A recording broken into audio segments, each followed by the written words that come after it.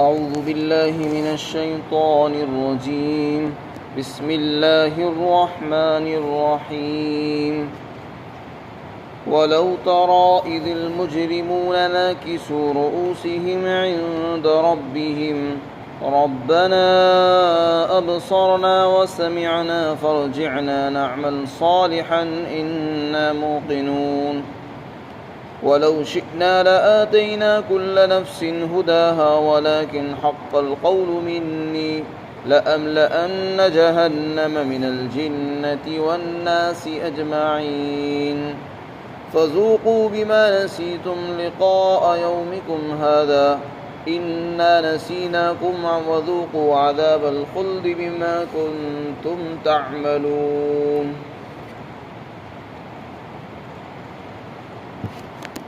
اور کاش تم اس موقع کو اور اس منظر کو دیکھتے جس وقت مجرمین اپنے پروردگار کے سامنے اپنے سر جھکائے ہوئے کھڑے ہوں گے، تو وہ عجیب منظر ہوگا اور وہ کہیں گے اے ہمارے پروردگار، ہم نے دیکھ لیا، سن بھی لیا ہے، اب ہمیں دنیا میں واپس بھیج دیجئے، ہم نیک عمل کریں گے، ہمیں یقین آ گیا ہے۔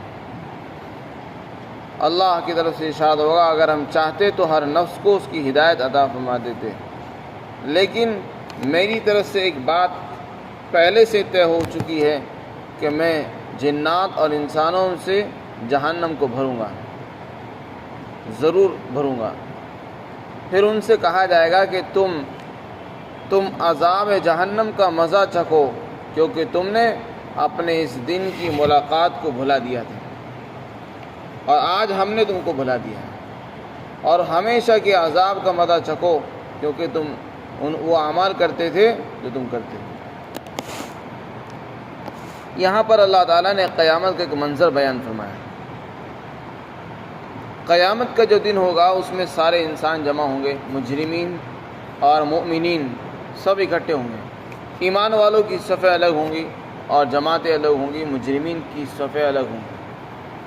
جب مجرمین کو لایا جائے گا، جو مجرم دنیا میں رہتے ہوئے اپنے آپ کو سب کچھ سمجھتے تھے، خدائی انکار کرتے تھے، خدا کی طاقت کا انکار، قیامت کا انکار، عذاب کا انکار، جنت جہنم کا انکار ایک دم کر دیا کرتے تھے، اور ذرا سا اس میں نہیں سوچتے تھے، نہ غور و فکر سے کام لیتے تھے۔ اگر کوئی سمجھاتا بھی تھا تو سمجھانے والے کو پاگل اور بیوقوف کہا کرتے تھے۔ جب قیامت کے دن اللہ کے دربار میں عدالت میں ان کی پیشی ہوگی تو وہاں سر جھکائے ہوئے ہوں گے، جیسے کہ مجرم ہوتا ہے کہ جب تک وہ پکڑا نہیں جاتا اس وقت تک وہ کھلا پھرتا ہے اور سمجھتا بس مجھ سے بڑا کوئی نہیں ہے، اور جس دن وہ گرفتار ہوتا ہے تو وہ سر جھکا کھڑا ہے۔ تو اللہ کے سامنے ان کی کیفیت یہ ہوگی کہ وہ سر جھکائے ہوئے ہوں گے اور یہ درخواست کریں گے اے ہمارے پروردگار، ہم نے دیکھ لیا، یقین آ گیا ہم تو اس کو جھوٹ سمجھ رہے تھے، یہ تو کچھ اور ہی نکلا، اب ہمیں یقین آ گیا ہے، ہم نے دیکھ بھی لیا، سن بھی لیا ہے، سب کچھ ہو گیا ہے، اب ہمیں دوبارہ سے دنیا میں بھیج دیجئے تاکہ ہم نیک عمل کریں۔ یہی درخواست ان کی سورہ فاطر کے اندر بھی ذکر کی گئی۔ وہاں پر یہ فرمایا وَهُمْ يَسْتَرِخُونَ فِيهَا، وہ جہنم کے اندر جب جہنمیوں کو ڈال دیا جائے گا تو اس میں چیخ پکار کریں گے، چلائیں گے اور یہ کہیں گے اے پروردگار ربنا اخرجنا نعمل صالحا غیر الذی كنا نعمل، اے ہمارے رب ہمیں نکال دے یہاں سے، ہم نیک عمل کرنا چاہتے ہیں، جو عمل ہم کرتے تھے ان کو چھوڑ کر ہم نیک عمل کریں گے۔ اولا نعمرکم ما یتذکروا فیہ، پھر اللہ کی طرف سے ارشاد ہوگا، ان سے پوچھا جائے گا جواب میں کیا ہم نے تم کو لمبی عمر نہیں دی تھی؟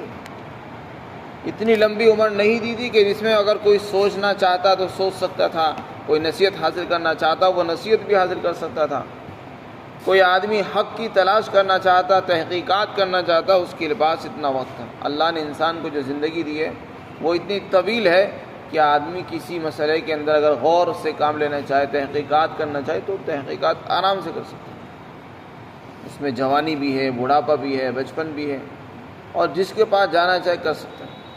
اتنی لمبی زندگی آپ نے یوں گزار دی بغیر تحقیق گزار دی، تو اس وقت سوال ہوگا کہ تم نے اتنی لمبی زندگی کا کیا کیا؟ اور تمہارے پاس تو ڈرانے والے بھی آئے تھے، نبی بھی آئے، ان کے نائبین آئے، علماء اکرام آئے، اور خود بہت سے خبردار کرنے والے بھی آئے، یعنی لوگوں کی موتیں ہوتی تھی، حادثات پیش آتے تھے، وہ بھی تم کو خبردار کرتے تھے کہ جس سے ان کا حادثہ ہوا، آج ان کا انتقال ہوا، کل کو تمہارا بھی ہونا ہے۔ یہ سارے واقعات، حادثات تمہیں خبردار کرنے والی چیزیں خبردار کر رہی تھی، پھر بھی تمہیں احساس نہیں ہوا۔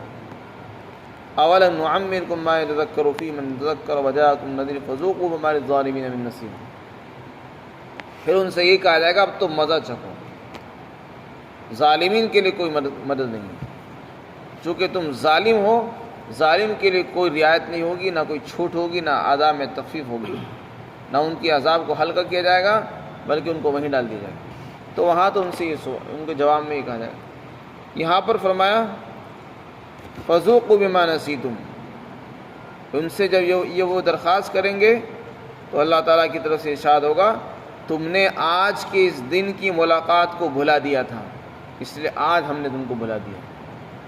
تم سے کہا جاتا تھا کہ قیامت کو یاد کرو، اس کی تیاری کر لو، ایمان لے آؤ، لیکن تم سمجھ رہے تھے کہ یہ تو بس ایسی کہانی ہے، یہ تو بس ایسی خواب ہے، یہ لوگ بتانے والے شروع سے بتاتے چلے آ رہے ہیں، ابھی تک قیامت تو آئی نہیں، آج تک نہ آئے گی، اس لیے یہ تو ایک قصہ کہانی ہے، قصہ پاری نہ بن چکا ہے، قیامت نہیں آئے گی۔ تو تم نے آج کے اس دن کی ملاقات کو جیسے بھلایا تھا، ہم نے آج تم کو بھلا دیا۔ تم کتنا ہی چیخو چلاؤ، ہم تمہیں یاد نہیں کریں گے۔ یہ بھولنے کا انجام ہے۔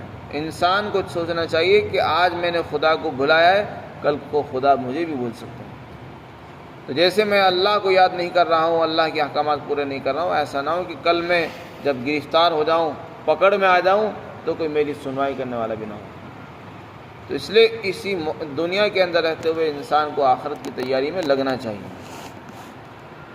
یہاں پر اللہ تعالیٰ نے ایک بات اور ارشاد فرمائی کہ جب وہ یہ کہیں گے تو دوسری طرف سے اللہ کی طرف سے ارشاد ہوا کہ اگر ہم چاہتے دنیا میں ہر شخص کو ہدایت دے سکتے تھے، اور یہ اللہ کے لیے کوئی مشکل کام نہیں ہے، اگر اللہ چاہے سارے انسانوں کو مسلمان بنا دے، سارے مسلمان بن جائیں، سارے پکے نمازی ہو جائیں، سب دیندار تقوی طہارت والے بن جائیں، کوئی گناہ نہ کرے، ایسا انسان کر سکتا ہے، اللہ تعالیٰ ایسا کر سکتے ہیں، لیکن اللہ تعالیٰ ایسا نہیں کرتے ہیں۔ کیوں نہیں کرتے ہیں؟ کیونکہ یہ دنیا آزمائش اور امتحان کی جگہ ہے۔ امتحان کی جو جگہ ہوتی ہے وہاں انسان کو موقع دیا جاتا ہے کہ آپ کو کیا کرنا ہے، وہ آپ کو خود فیصلہ کرنا ہے۔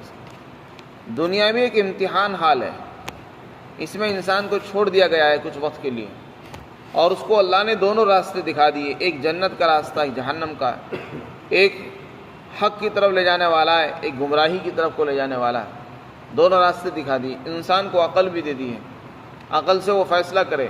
اس کے پاس ڈرانے والے نبی بھی آ گئے ہیں، نائبین بھی آ رہے ہیں، سمجھانے والے آ رہے ہیں۔ اب فیصلہ انسان کے ہاتھوں میں ہے۔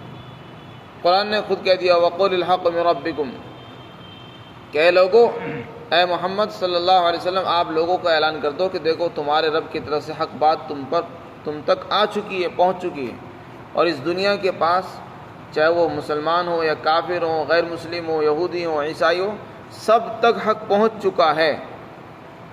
اب ان کی مرضی ہے، اختیار تمہارے ہاتھوں میں ہے۔ فَمَنْ شَاءَ فَلْيُؤْمِنْ وَمَنْ شَاءَ فَلْيَكْفُرْ، جس کی مرضی ہے ایمان لائے، جس کی مرضی ہو کافر بن کر رہے۔ اللہ کو کسی کو کوئی پرواہ نہیں ہے، ہم نے تو جہنم تیار کر رکھی ہے۔ جو مانیں گے ان کے لیے جنت ہے، جو نہیں مانیں گے ان کے لیے ہم نے جہنم تیار کر رکھی ہے، ہم جہنم کو بھر دیں گے، ایسے لوگوں سے جہنم کو بھریں گے۔ اللہ تعالیٰ فرماتے یہ بات ہم نے پہلے ہی طے کر دی تھی، جب شیطان نے کہا تھا کہ میں تمہاری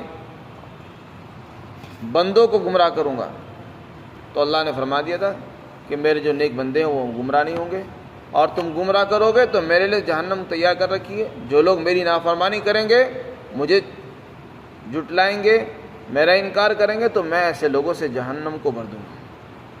تو یہ بات اللہ نے پہلے سے طے کر لی تھی۔ تو اللہ نے جنت بھی بنائی ہے، جہنم بھی بنائی ہے، دونوں میں انسانوں کو بھرنا ہے۔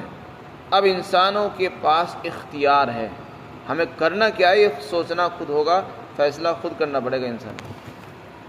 یہاں کوئی نہیں کہہ سکے گا کہ آپ ایمان لے آؤ، اور کسی کے کہنے سے کوئی آدمی مسلمان نہیں ہو سکتا جب تک کہ اللہ کی طرف سے توفیق نہ ہو۔ انسان کو اللہ سے توفیق مانگنی چاہیے۔ فرمایا اگر ہم یہ بات پہلے سے طے نہ کرتے تو ایسا نہ ہوتا۔ ہم نے طے کر رکھی ہے، ہم جہنم کو بھریں گے انسانوں سے بھی اور جناتوں سے بھی۔ بہت سے جنات آئیں گے جہنم میں، بہت سے انسان آئیں گے جو جہنم سے بھر دی جائیں گے۔ فرمایا فذوقوا، تم چکھو اس عذاب کا مزہ، کیونکہ تم نے اس دن کی ملاقات کو بلایا ہے۔ آج کے دن کی ملاقات کو تم بھول گئے تھے، اس لیے آج ہم تم کو بھول گئے، اور ہمیشہ کے عذاب کا مزہ چکھو، کیونکہ تم اعمال کرتے تھے جو وہاں دنیا میں کیا کرتے تھے۔ ہمیشہ کا عذاب اس لیے دیا جا رہا ہے کیونکہ تم دنیا میں جو اعمال کرتے تھے وہ اللہ کو پسند نہیں تھے، اللہ کو پسند جو تھے وہ تم نے کیے نہیں، اس لیے اپنے ان اعمال کی بدولت، ان اعمال کے نتیجے میں ہمیشہ کا عذاب کا مزہ چکھنا چاہیے اور اسی میں پڑے رہو۔ تو یہ اس وقت کا حال ہوگا۔ اللہ تعالیٰ نے اپنے اس کو ذکر فرمایا ہے۔ خلاصہ یہ ہوا کہ انسان کو اس دنیا میں اللہ نے امتحان کے لیے بھیجا ہے، اور انسان کو خود فیصلہ کرنا ہوگا کہ مجھے کون سی راستہ اختیار کرنا ہے، حق کرنا ہے یا باطل کرنا ہے۔ قرآن میں اللہ نے اس کا اعلان فرما دیا ہے۔ اللہ تعالیٰ ہم سب کو عملی توفیق عطا فرمائے۔ صلی اللہ علیہ وسلم۔